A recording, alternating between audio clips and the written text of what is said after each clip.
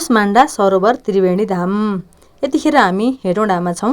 यो मकवानपुर जिल्लाको हेटौँडा बजारबाट अलिकति टाढा शान्त र सुन्दर ठाउँमा अवस्थित छ। दुईवटा नदीहरूको सङ्गमलाई दोभान भने जस्तै तीनवटा नदीहरूको सङ्गमलाई त्रिवेणी भनिन्छ भन्ने कुरा त हामीलाई थाहा नै छ। त्यस्तै रत्नावती, कर्णावती र कौशवाहिनी अर्थात् पूर्वी राप्ती, कर्रा र कुखुरेनी नदीको सङ्गम स्थल हो रे। तर यहाँ मैले दुईवटा नदीहरू मात्र देखेँ, एउटा नदी देख्न सकिनँ। दुईटा खोला दुईतिरबाट मिसिया हेर्नु त कस्तो राम्रो। उताबाट आएको छ धमिलो पानी, यताबाट सङ्लो पानी छ क्या यहाँनिर। पल्लो साइडतिर पानी पऱ्यो होला, यतातिर पानी परेको छैन होला, त्यही भएर यस्तो भयो होला जस्तो लाग्छ मलाई चाहिँ है। बाटो यही हो, पिच चाहिँ छैन बाटो। साथीहरू हामी हिँड्दैछौँ। यहाँसम्म आइपुग्नुको लागि सजिलै गाडीहरू चाहिँ नपाइँदो रहेछ है, आफैले रिजर्भ गरेर आउनुपर्ने रहेछ। 100 रुपियाँ प्रति व्यक्ति लाग्दो रहेछ। हामी चाहिँ अब यहाँ पुगेर पनि प्रवेश गर्दैछौँ मन्दिरभित्र।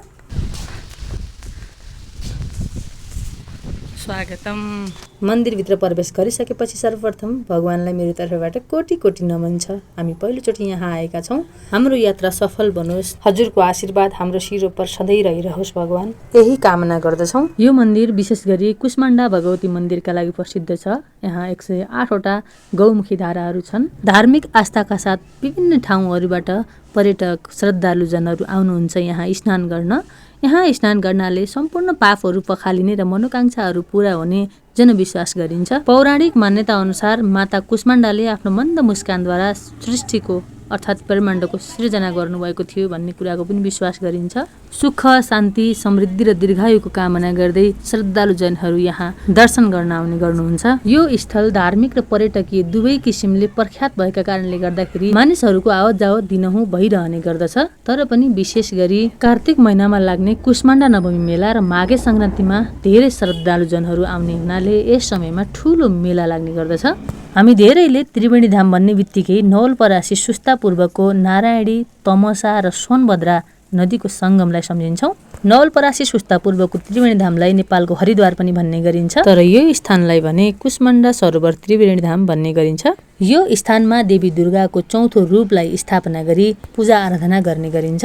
द्वापर युगको अन्त्यतिर 5 पाण्डवहरू गुप्तवास बस्ने क्रममा यस त्रिवेणी सङ्गममा आएको जनविश्वास रहेको पनि पाइन्छ। अनि अर्को कुरा, कुशको जराबाट यो धामको उत्पत्ति भएको धार्मिक मान्यता पनि रहिआएको रहेछ। धामको केन्द्रमा कुसमाण्डा भगवतीको मन्दिर रहेको छ। यहाँ एउटा पोखरी पनि रहेको छ। यहाँ सुन्दर पार्क र बोटिङ गर्ने मिल्ने पनि व्यवस्था रहेको छ।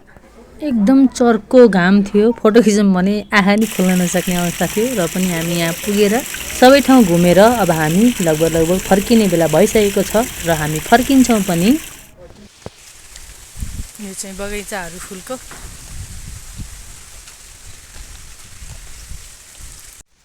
हामी फर्किसक्यौँ अब। यहाँ पर हेर्नु भिडहरू कस्तो दामी छ।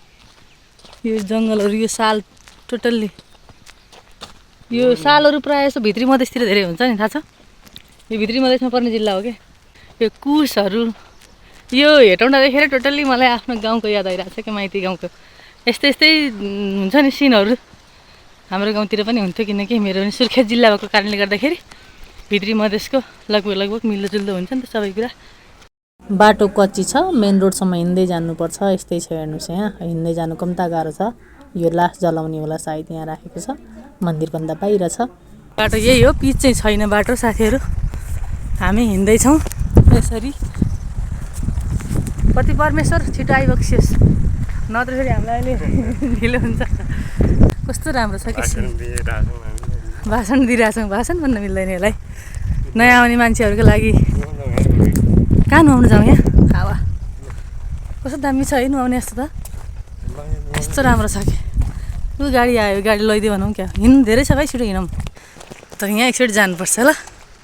एकदम राम्रो लाग्यो, कल्ल कल्ल यो पानी कर्णालीको जस्तै याद आयो मलाई चाहिँ। कर्णालीको छालमै हुर्किया मान्छे भएर म एकचोटि पसेर आउन मन लाग्यो। जाऊँ है, के छ विचार? गएर फोटो खिचेर आउनु। त्यहाँ एकजना भाइले माछा मारिरहेछन्, अरू पनि छन्। यहाँ माछा मार्न आए जस्तो लाग्छ। कस्तो राम्रोसँग बगेको के छ। ल मर्साङ्गी बगेर नारायणीमा झर्छ। कस्तो दामी छ। जानु पौडी खेल्नु। ओइ साँच्चै कहाँ हो? घोप्टी नलगाइ है। पागल के काम गरे है।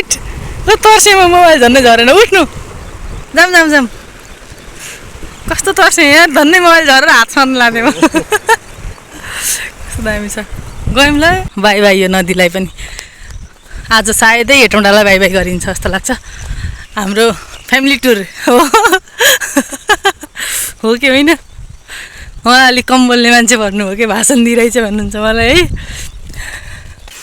जाओस् न 2-3 शब्द केही पति परमेश्वरको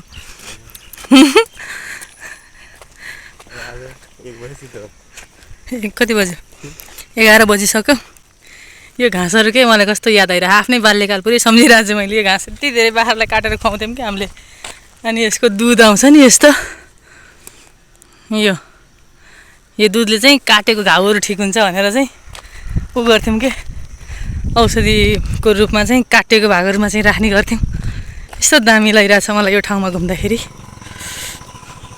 अब यहाँ चाहिँ पिच रोड मिसियो यहाँबाट उता चाहिँ कच्ची रोडबाट जाने रहेछ त्यहाँ चाहिँ त्रिवेणी धाम यहाँबाट हामीलाई हिँडेर माथिसम्म जानुपर्छ अरे अटो कहाँ पाउँछ थाहा छैन एकदम छिटो हिँड्नुपर्छ छिटो हिँडौँ है उहाँ फेरि अलिकति हिँड्नमा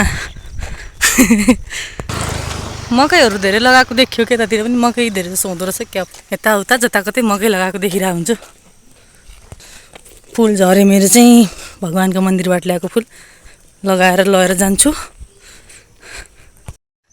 टोटल्ली मकै के टोटल्ली मकैहरू छन् हामी स्कुलबाट आएर भागेर आएर हत्तपत्तै ड्रेस खोलेर मकै भाँचेर दगुरेर वहाँ पर जङ्गलमा आगो ला हुन्थ्यो क्या मुढामा त्यस्तै ठाउँमा गएर पोलेर खान्थ्यौँ कि त्यही पनि याद आइरहेछ बाल्यकाल स्मरण भइरहेछ मलाई चाहिँ यहाँ आएर हजुरलाई केही छैन त्यस्तो भन्नुपर्ने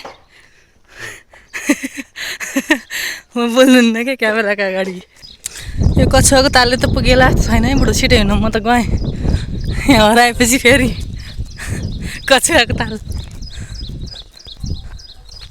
हाम्रो हिँडाइ उहाँ चाहिँ कछुवाको तालमा म खरायोको तालमा तर बिजेता लास्टमा आएको हुन्छ कछुवा नै हुन्छ भन्छ त्यस्तै होला छिटो हिँडौँ ल छिटो आउनु साँच्चै पछाडि हुनुहुन्छ उहाँ पहिला दुब्लो हुँदाखेरि खुरुरु हिँड्नुहुन्थ्यो अहिले मोटाइसकेपछि हिँड्न गाह्रो भयो अरे उहाँको अनुभव कहाँ छ जग्गा बिक्रीमा लैजाउँ कि जग्गा होइन समाज नभएको ठाउँ बस्नु हुँदैन समाज आफ्नो नभएको ठाउँ बस्नु हुँदैन के बिक्रीमा भएर के हार्नु सायद अब आयो कि बाटो जस्तो लाग्दैछ छिटो आउनु यार साँच्चै कस्तो ढिलो हुन्छ पछि कहाँ पुग्न छ हामीलाई हात ल्याउनु हात यहाँ तान्नु पर्ने भए यस्तरी लाज भयो के लाज भयो श्रीमतीसँग जति पनि हिँड्नु नसकेपछि त के होला